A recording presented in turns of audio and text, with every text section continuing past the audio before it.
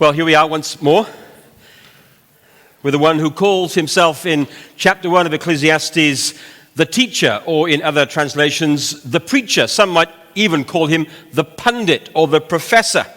And we are following his search to find truth and meaning in life. But I want to begin tonight with a story that the great evangelist Billy Graham once told.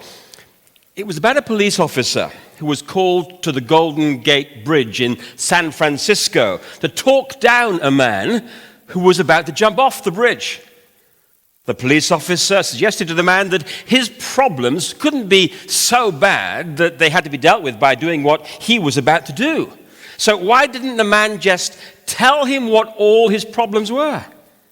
Well, the man began to share his story, and after about 20 minutes, both he and the police officer jumped into the San Francisco Bay. Listening to Ecclesiastes can have a similar effect on us, can't it? At regular intervals, we hear the depressing phrase, "Everything is meaningless." 38 times the preacher will say the same thing. So if we're not depressed about our life before reading this book, the chances are that we probably will be by the time we've finished reading the book. Even when the author has something positive to say, he invariably spoils it all. I mean, take verse 9, which comes just after our reading ended in chapter 9. Chapter 9, verse 9. Imagine inviting this guy to deliver the sermon at your wedding. 9 verse 9 begins, "Enjoy life with your wife whom you love." Great stuff. Preach it, brother. So far, so good. But then look, he goes on. "Enjoy life with your wife whom you love all the days of this meaningless life that God has given you under the sun, all your meaningless days of marriage." You see, for our author, bad news is never very far away in life. Thomas Edison, the famous American inventor of things like the light bulb and the phonograph, spent a lifetime experimenting. He conducted 50,000 failed experiments before coming up with the storage battery. And when someone asked him about his lack of results, he replied, "Results? Why, I have gotten a lot of results. I know 50,000 things that won't work." I suppose that is how the person who wrote Ecclesiastes wants us to see his PhD on life. It contains lots of failed experiments, things that don't work.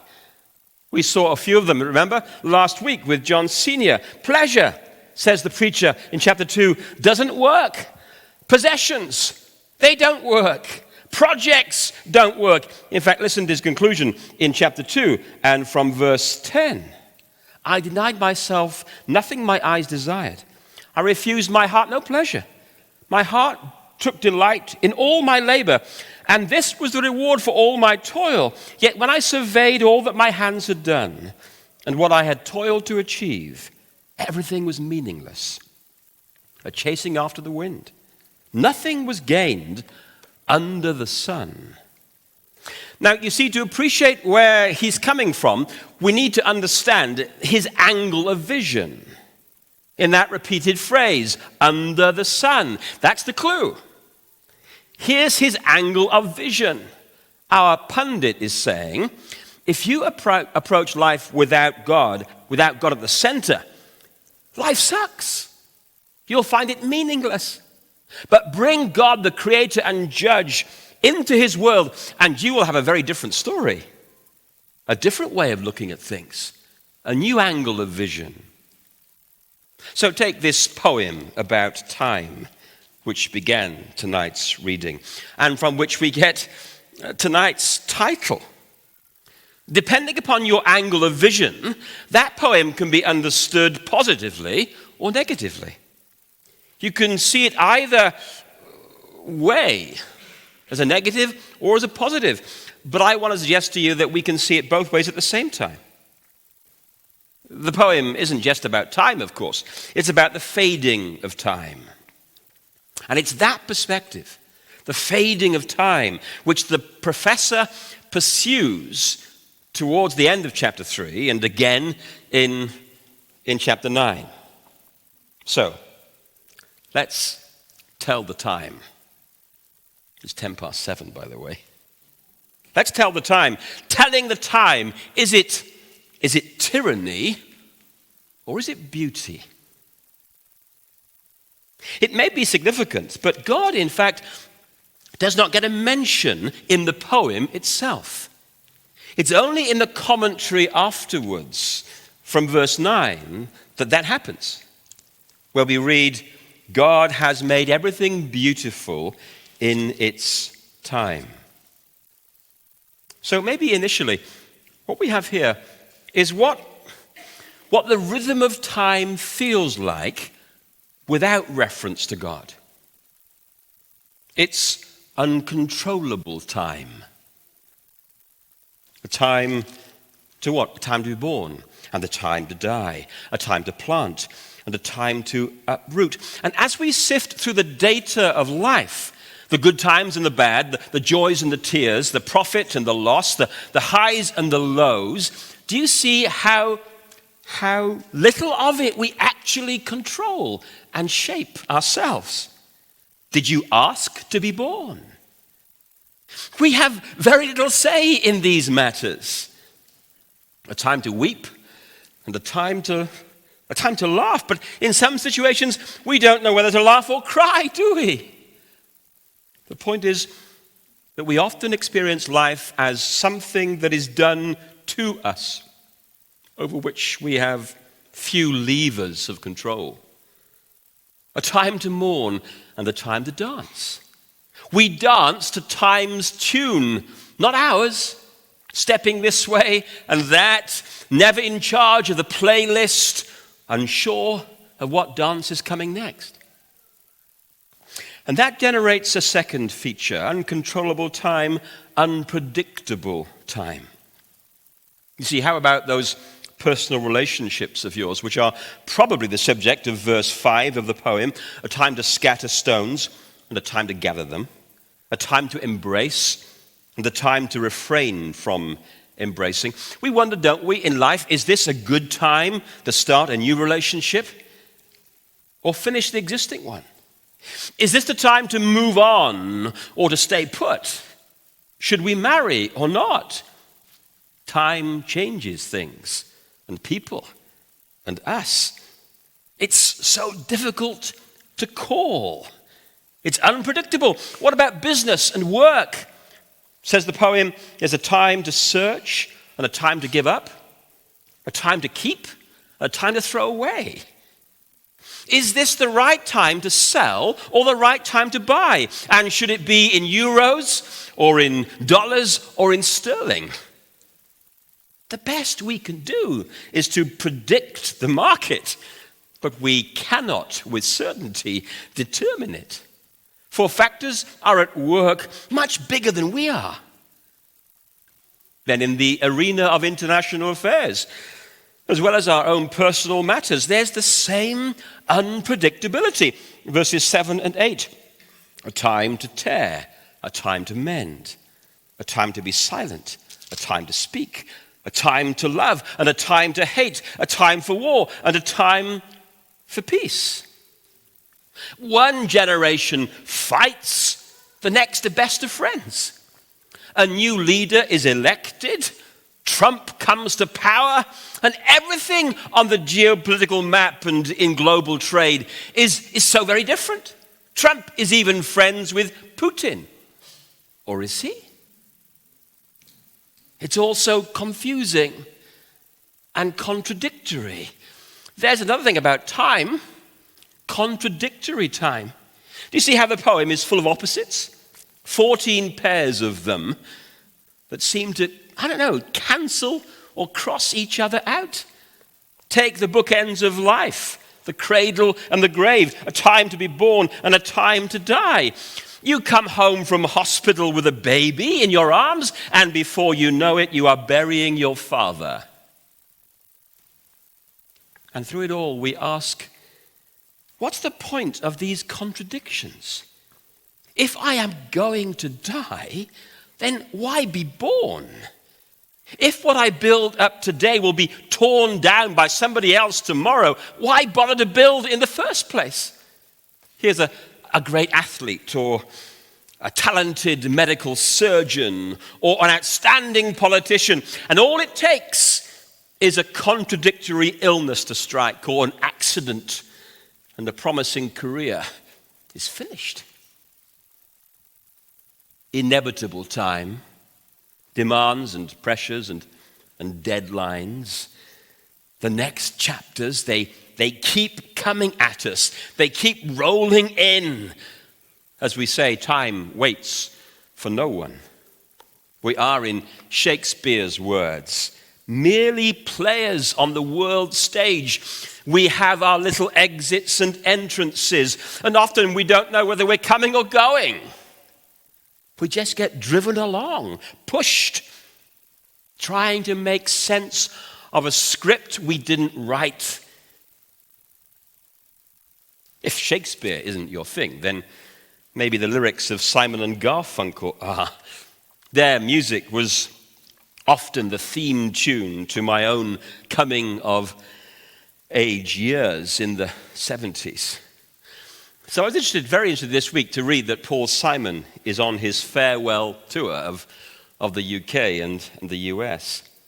Listen then to their piece called Patterns, as it explores the fading of time in a world without God. Here's Simon and Garfunkel.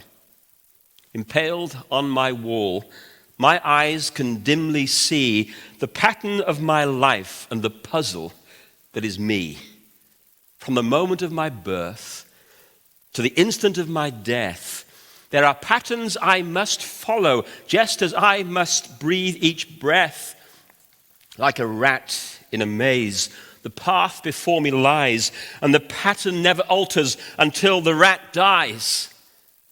The pattern still remains on the wall where darkness fell, and it's fitting that it should, for it's in darkness I must dwell. Like the color of my skin or the day that I grow old, my life is made of patterns that scarcely can be controlled. You see how Simon and Garfunkel shared a worldview where time is a tyrant, where life under the sun is ultimately bleak, just as our poem seems to be suggesting. Seems to be suggesting. Because let's flip it now. Let's allow the commentary from verse 9, which includes those references to God, to interpret the poem for us. Verse 9 says, "What do workers gain from their toil? I have seen the burden God has laid on the human race. He has made everything beautiful in its time." So now we have beautiful time. In the terrible reality of time, there is also a beautiful order. There is a right, appropriate time for laughing and crying, for planting and uprooting, for mourning and dancing, for embracing and refraining. Why? Because time is controlled by God and given to us as a precious gift. Did you realize that every morning someone who loves you very much deposits into your bank of time 86,400 seconds or 1,440 minutes? God gives each of us the same amount of time every day, whether we are young or old, whether we are the president of America or a single mum. That is God's gift to us, to be spent every day. For nothing is ever carried over on credit to the next day, and there is no such thing as a 25-hour day, although some of us wish there were. And the application of that truth emerges in our passage from verse 12. I know that there is nothing better for people than to be happy and to do good while they live. that each of them may eat and drink and find satisfaction in all their toil. This is the gift of God.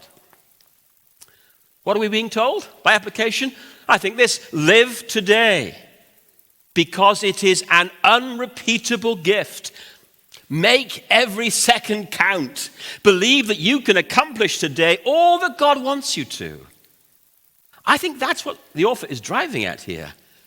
Because with God, time is beautiful. Because like life, time is significant. It carries meaning. Every second of it. So reflect on the poem again. Look at it from the angle of vision provided by faith in God. When you look at the world and time like that, time is a blessing. Because life is so varied.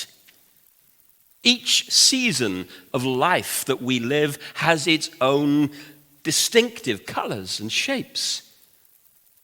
What would life and time be like if it was made up of only one color? If we only had sunshine and no rain? We tried that this summer for a few weeks, didn't we?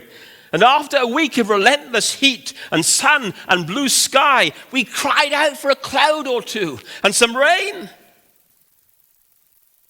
Those changes in the landscape of your life, which in one way can seem disturbing because they are unpredictable, inevitable, and contradictory, seen from another angle, are wonderfully mixed.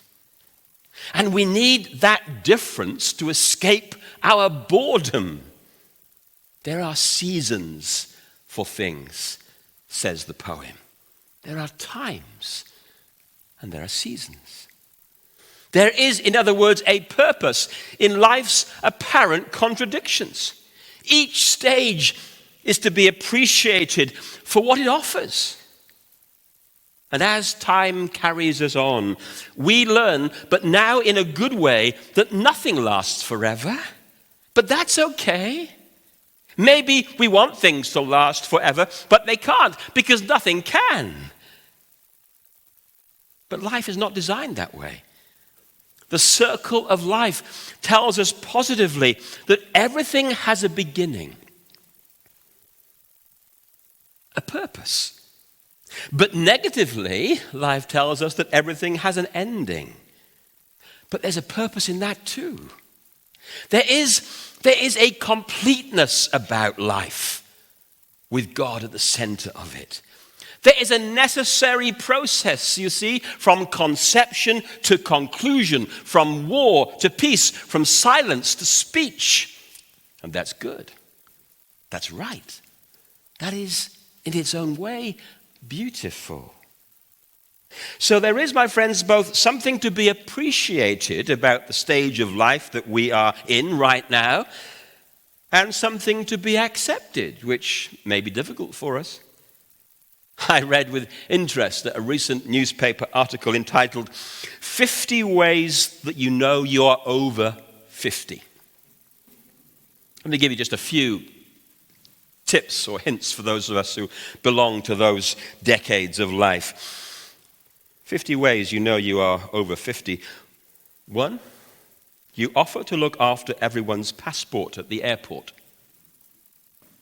2, you perhaps yearn too loudly for proper hymns when you attend a family wedding.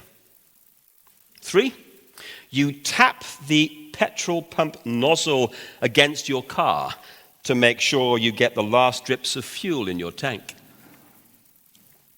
Here's another. It feels like a treat to be in bed by 9. Maybe that's not for you a sign of being over 50, but I think for me sometimes that's precisely what it feels like. But here's our poem, here's our preacher saying to us, everything, including your 50s, everything is beautiful in its time. And your 60s, and your 70s, and your 80s. Now, listen, beautiful doesn't necessarily here mean easy or pleasant. Because the time that you are going through right now maybe anything but that. However, faith sees a world in which every time is God's time, including those times to give up, those times when we weep, those times to kill, those times to be silent. Everything God has made beautiful in its time. Amy Carmichael, the wonderful Christian heroine, the great Christian missionary to India in the late 19th, early 20th century, Amy Carmichael once wrote this: "We will have all eternity to celebrate our victories, but only a few hours before sunset to win them. Do what you can. Make the most of each moment, each season of your life," she said. And that quotation generates another reason why I think time is beautiful. Look on in verse 11. God has made everything beautiful in its time. He has also set eternity in the human heart. Eternal time. God has also set eternity in our hearts. We cannot tell the time without wondering about tomorrow and the day after that and the day after that and the day after that. Because made in God's image, we experience an eternal itch, if you like, a scratch. God has put inside each of us a curiosity about the future, a desire to see the bigger picture of life. But that picture, says the author in the last part of verse 11, that picture is often beyond our grasp. See what he says? Yet no one can fathom what God has done from beginning to end. We are like someone short-sighted walking through an art gallery. We know there is a design in front of us, but we can't step back far enough to take it all in. Our problem, you see, is that we can't grasp the big picture that God sees. We only see little fragments of time. So that no matter how much we submerge ourselves in work or pursue pleasure or enjoy life, experience friendships, we are haunted by the nagging reality that there's got to be more. We experience what the preacher has been calling over and over again, the futility of life. The Hebrew word for futility is hebel. It literally means a vapor, a breath. Now do you see why God has placed this burden of hebel, meaninglessness, upon us? So that we might ask questions about the future. So that we might discover God. So that we will work out who we are and why we are here. For that capacity to ask ultimate questions is the thing that distinguishes us from the rest of creation. We have been designed with eternity in our hearts. A God-shaped vacuum, as people say. For only God, in his glorious beauty and eternal truth, can satisfy the soul that is thirsty for meaning and hungry for satisfaction. You've been hardwired that way. Just as a car is engineered to run on diesel or petrol, so God has designed humanity to run on himself. That is why so much of our experience of life in this world, of times and seasons, suggests that we are made for another world. The joy of a sunset, the thrill of a book, the romance of a relationship, the view from a mountaintop, the music of, Simon and Garfunkel, Beethoven, whoever is your taste. All these things point us to something or hint at something beyond itself. The fact that nothing lasts forever and we will never have all the time to do what we want to do in this life, achieve all we hoped for, turns out to be, in the end, not negative, but ultimately positive. Why? Because we have an eternity to catch up in heaven what we may have missed out on earth. Do you get the point? So those frustrations you feel, those disappointed hopes you know, those unfulfilled longings in your heart, they are intended to drive you to God, says the preacher in verse 14. I know that everything that God does will endure forever. Nothing can be added to it, nothing taken from it. God does it so that people will fear him. Perhaps famously, Augustine once said, "You have made us for yourself, O God, and our hearts are restless until they find their rest in you." God has placed eternity in our hearts. That's what Augustine is saying. So there we have it, the poem about time. And depending upon your angle of vision, we can either be prisoners doing time or adventurers discovering the beauty of time. We can either look at life and remain frustrated that this is all there is and that time is running out for us, or we can make the most of it because there is more to come.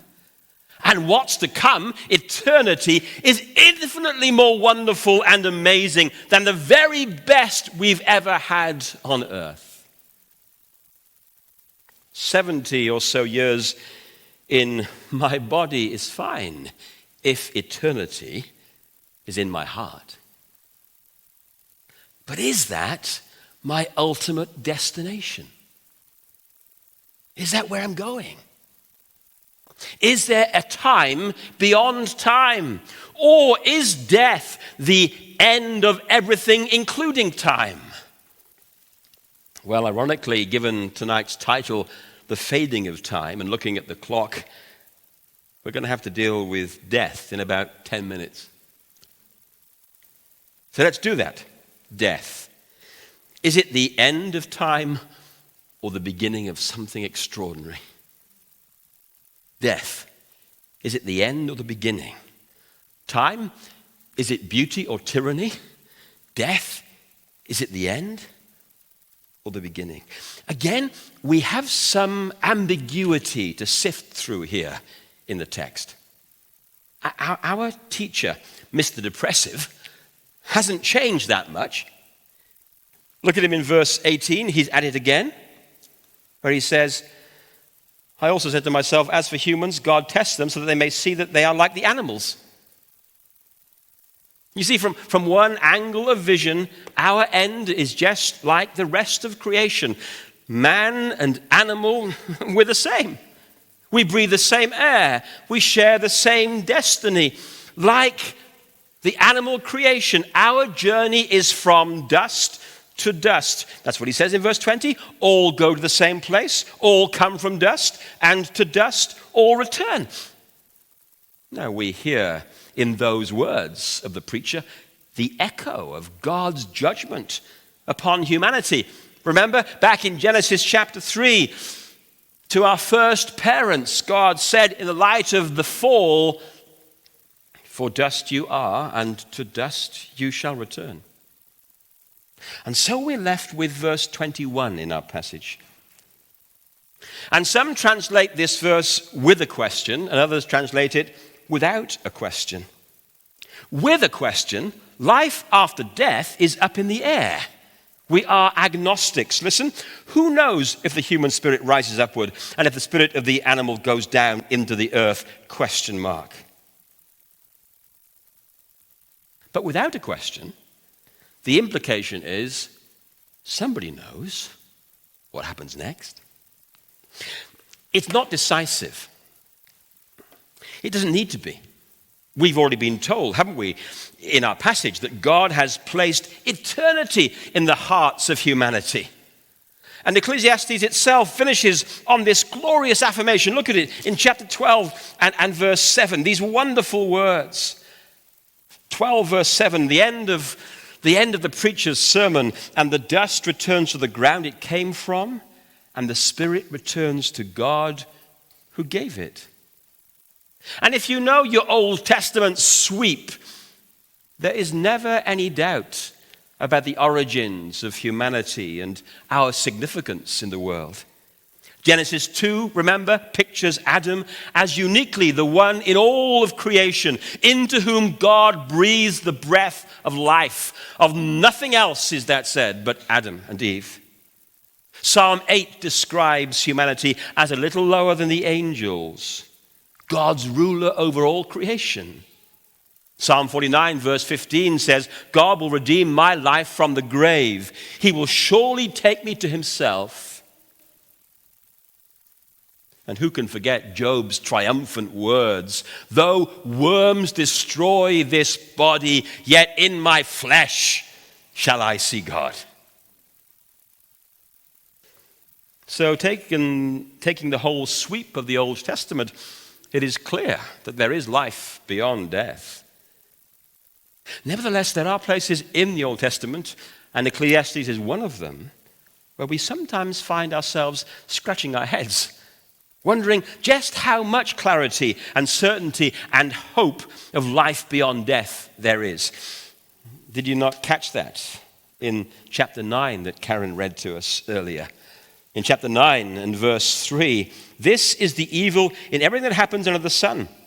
The same destiny overtakes all. The hearts of people, moreover, are full of evil, and there is madness in their hearts while they live, and afterwards they join the dead. Anyone who is among the living has hope. Even a live dog is better off than a dead lion. For the living know that they will die, but the dead know nothing. They have no further reward, and even their name is forgotten. Their love, their hate, their jealousy have long since vanished. Never again will they have a part in anything that happens under the sun. That being said, we need to grasp again the author's angle of vision at this point. His primary purpose in chapter 3 and again in chapter 9 is to get us to face our mortality, to wise up about it. Now that uncomfortable fact is taboo in our culture. But the preacher, the pundit, is saying here that there is more wisdom to be found at a funeral than there is at a party. In fact, he says precisely that in chapter 7 and verse 2. Listen to him, chapter 7, verse 2. It is better to go to a house of mourning than to go to a house of feasting. For death is the destiny of everyone. The living should take this to heart. You see, that's where he's coming from. That's his perspective. That's his primary purpose, to get us to face our mortality. Now, your contemporaries, my contemporaries, think the opposite. They don't want to face their mortality. I read a book over the holidays with a brilliant title, How to Live Forever or Die Trying. It's written by a man who, like many of us, belongs to the first generation in history which regards mortality as a personal affront. Every other civilization before ours knew they could not postpone the inevitable. But we have grown up in a world that promises a cure for all our diseases. We streamline the body with our gym subscriptions. We swallow our statins and our omega-3 fish oil tablets. We follow our faddish diets. And now we have something called the human life extension industry. Do you know that for the cost of £76,000, you can ask that your body be cryogenically frozen in some refrigerator in Florida, in the hope that one day in the not too distant future, physical immortality, like test tube babies, will make the impossible possible. The technology of today, the pharmaceutical companies, the health and fitness clubs, the Pilates videos, the Olay Total Effects 1 in 7 or 7 in 1 night serums, they all kid us into the belief that we can postpone aging and death indefinitely. That is why the preacher in Ecclesiastes would rather spend 30 minutes walking through a graveyard than an entire day at Peppa Pig World or some other amusement park that you might have been to during the summer months. Why? Because a graveyard does not permit us to do what we spend a lot of our lives doing, trying to escape reality. The day of death has more to teach us than the day of birth, is the preacher's point. The hard-edged wisdom of Ecclesiastes here is that we are to live with limits as human beings, not to live beyond them as if we were superhuman. We are made for eternity, not just for time. But you see what happens to our sin nature? Sin makes us fugitives from our destiny. We are homesick for heaven, we know that. But we try to live by denying it. We try to get the world to relieve the pain we feel of our homesickness. And it's that amnesia about death which the teacher wants to wake us up from. Time, he says, is passing for each of us, and one day they will carry us away in a wooden box. And faced with that dilemma, the New Testament says that there is only one certain hope, and his name is Jesus Christ, the one who said about himself, I am the resurrection and the life. He who believes in me will live even though he dies. Jesus, the one who said to those who are hungry to know what life is all about, I am the bread of life. To those who thirst for meaning, he says, the water I give you will become a spring of water welling up inside you to eternal life. And to those who are weighed down by the relentless rhythm of time with its uncontrollable contradictions, Jesus says, the words are on the wall as you leave tonight, come to me, all those who are weary and heavy laden, and I will give you rest. Yeah, folks, we are dust, but we are dust that dreams. We are dust and ashes carrying premonitions of glory.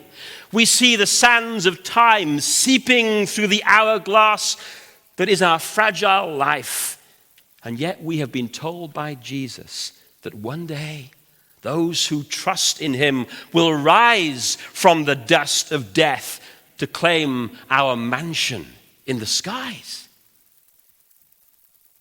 So, folks, there is a time to weep and a time to laugh, a time to be silent and a time to speak.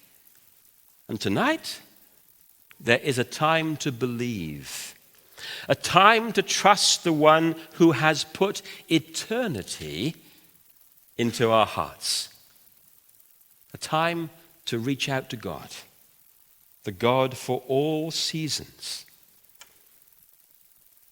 Can you tell that time? Let's pray.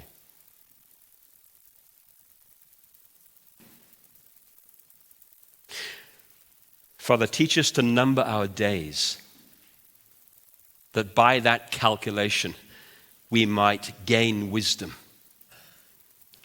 Lord, help us to face our mortality as dust, but yet as dust that dreams, for you have placed eternity in our hearts, a curiosity about the future, a longing for more, So, Lord, help us to make every moment count in the times we have. Help us to find beauty in all the seasons of our lives, even in those seasons that right now are awkward for us and difficult. Because right now, for some of us, it's a time to mourn, a time to weep, a time to cry. Help us to find beauty in that time too, as well as in the times to dance and the times to laugh and the times to embrace.